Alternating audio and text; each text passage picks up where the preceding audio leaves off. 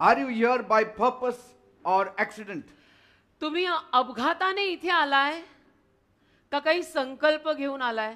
We all know we are not of accident. बघा आपल्याला सगळ्यांनाच माहिती आपण काय अपघाताने आलेलो नाहीये. We are here on purpose. बघा आपण काहीतरी संकल्पाने या भूतलावरती आलेले आहोत. Where there is a plan, there is a purpose. आणि जिथे देवाची योजना आहे तिथे काहीतरी संकल्प आहे, त्या संकल्पाने आपण जगत आहोत.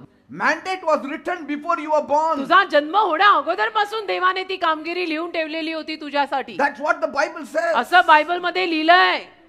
Mandate existed before you existed. म्हणजे तू अस्तित्वात येण्या अगोदरपासून तुझी कामगिरी अस्तित्वात आलेली होती. See, God's plan is beautiful, God's purpose is beautiful, but it is our will and our choice. देवाची योजना सुंदरच असते, देवाचे संकल्प सुद्धा सुंदरच आहेत, पण आपली इच्छा आणि आपली निवड फार महत्त्वाची. In every position that you are in, there is God's purpose. ज्या कुठल्या पदांवर तुम्ही लोक आहात ना, खरं म्हटलं तर देवाचा काहीतरी संकल्प त्याच्या मागे असतो. When I was reading the Bible, I saw God's purpose in every page of the Bible. आणि जेव्हा मी बायबल वाचायला लागलो, मला तर देवाचे संकल्प प्रत्येक पानावर वाचायला मिळाले, प्रत्येक पानावर वाचायला मिळाले. You came to church here by a divine purpose. तू चर्चला आलेला आहेस, दैवी संकल्पाने आज तू चर्चला आलायस. Discover it every moment. प्रत्येक क्षणाला तुम्ही तो शोध लावा And fulfill it in the name of Jesus. आणि शोध लावून येशूंच्या नावात तो संकल्प पूर्ण करा. Oh, this is the purpose. की या संकल्पाने Oh, I me have to read the Bible. This is the purpose आणि of मला God. बायबल वाचायचं आहे, हाच संकल्प आहे देवाचा माझ्यासाठी. Every time दरवेळेला you are prompted in the inside. आतून तुम्हाला जेव्हा ती प्रेरणा होते ना, It is the purpose of God you are fulfilling. तो देवाचा संकल्प तुम्ही पूर्ण करत असता. की मला जमतच नाही, मला शांत बसवतच नाही,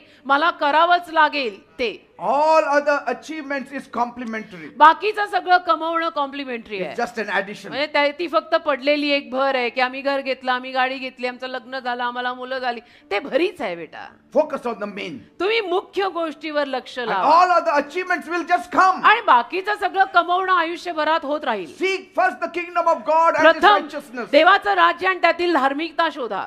Everything will be added. बाकी सगळ्या गोष्टींची भर पडेल. भर.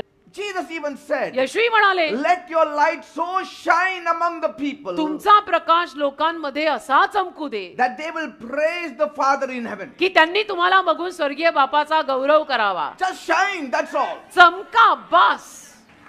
I'll give you a few points. काही मुद्दे देतो मी तुम्हाला. First, पहिला, God created you for a purpose.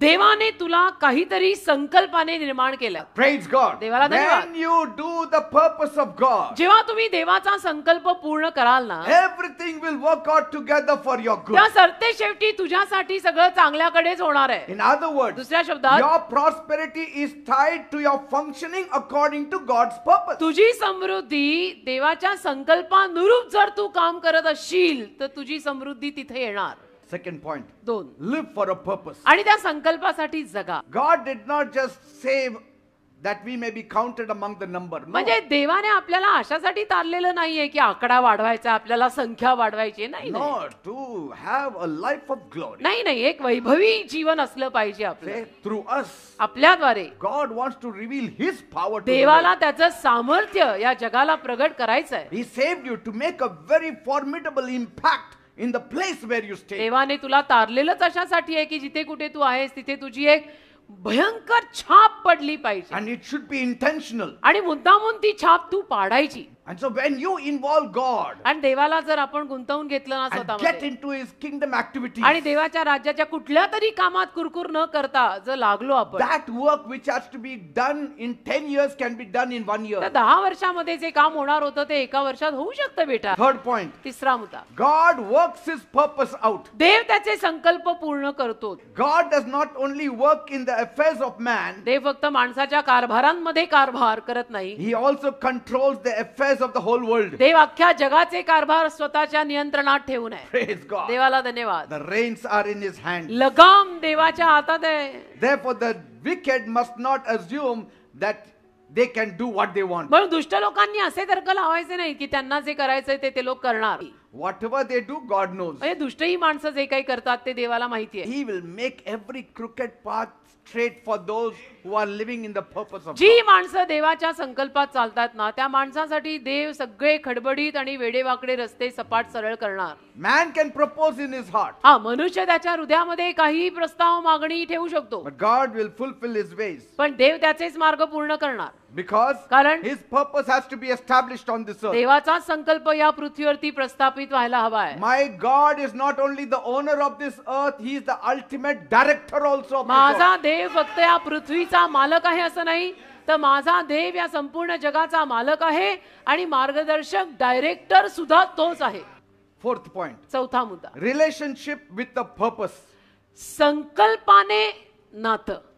Somehow this relationship should help you to fulfill your destiny. कसंही करून ते जे काही नातं तू बांधत आहेस ना ते तुला तुझ्या आयुष्याचा संकल्प आणि दिशा पूर्ण करायला उपयोगी पडलं पाहिजे. And so if you build and keep the right ones, आणि असं जर तू नातं योग्य रीतीचं बांधलं आणि ठेवलं your spiritual journey becomes easier. तर तुझा आध्यात्मिक प्रवास पण सोपा होतो. Our kingdom friendship is very important. राज्यातली दोस्ती महत्वाची आहे बेटा.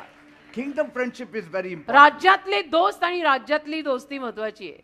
Fifth point, पाचवा मुद्दा the purpose of prosperity. समृद्धीचा संकल्प. Bible says बायबल म्हणतं in Deuteronomy 8:18, अनुवाद 8:18 God gives us the power to get wealth. देव आपल्याला धनसंपत्ती मिळवायचं सामर्थ्य देतो. Bible also says, बायबल असंही म्हणतं I wish above all things that you may prosper in everything, सर्व गोष्टींहून माझी इच्छा अशी आहे की तुम्ही सगळ्यात समृद्ध व्हावे. even as your soul prospers. जसा तुझा जीव भरभराटीला येत आहे तसा तूही भरभराटीला यावा. When your soul starts prospering, तुमचे जीव भरभराटीला यायला लागले you ना become prosperous in every area. की बाकी सगळ्या आयुष्याच्या क्षेत्रामध्ये भागामध्ये तुम्ही भरभराटीला येताच. So after God has prospered you, देवाने तुम्हाला समृद्ध केल्यावर God expects you to use that prosperity to spread the gospel. देवाची अपेक्षा तुझ्याकडनं अशी असते की ती धनसंपत्ती ती समृद्धी तू स्वार्थेचं काम वाढवायला वापर. That's why Jesus called money as unrighteous mammon. आणि म्हणून तर येशूंनी पैशाला अनितिमान धन म्हटलंय. He didn't say असं नाही म्हणाले. wrongly earned money is unrighteous mammon. येशू असं नाही म्हणाले की चुकीच्या रीतीनं कमवलेला पैसा